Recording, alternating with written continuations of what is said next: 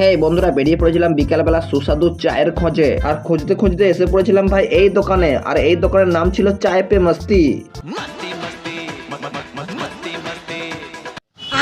আর ভাই দোকানটা ছিল শিবানীপুর রেড কাউ ডেরির একদম বিপরীতে। আর এখানে ভাই নানান ধরনের চা পাবেন, যেমন স্পেশাল চা, কেশর চা, মালাই চা, আরো অনেক রকমের চা। আর সত্যি কথা বলতে কি ভাই, আমি চা অতটা পছন্দ করি না, কিন্তু চা যেখানে সুন্দর বানায় সেই চা আমি কিন্তু খাই। আর এটা শুনে তোমাদের কোনো কষ্ট হচ্ছে না তো?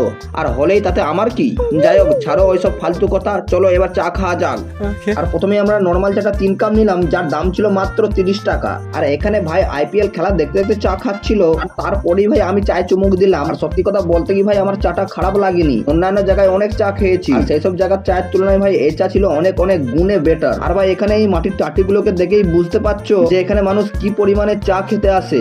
তারপরেই ভাই নিলাম একটা স্পেশাল কেশর চা, যার দাম ছিল মাত্র 20 টাকা। আর ভাই কেশর চাটা মোটামুটি ভালোই ছিল, যার মধ্যে কেশরটা অনেকটা দিয়েছিল। আর ভাই আমি তো কোনো ফুড রিভিউয়ার নয়, আমার যেরকম লেগেছে ভাই আমি তোমাদেরকে সেরকমই বলছি। তারপরে কেশর চা ভাইয়েরা খেলো, ওদের মুখ দেখে মনে হলো কেশর চাটা মোটামুটি ওদেরও ভালো লেগেছে। আর বন্ধুরা, আপনারাও এই দোকানে এসে চা খেয়ে দেখবেন যে আপনাদের চা কেমন লাগে, আর তারপরে ভাই আমাকে গালাগালি দেবেন। তো আজকের মতো ভাই এইটুকুই। So tata, bye bye.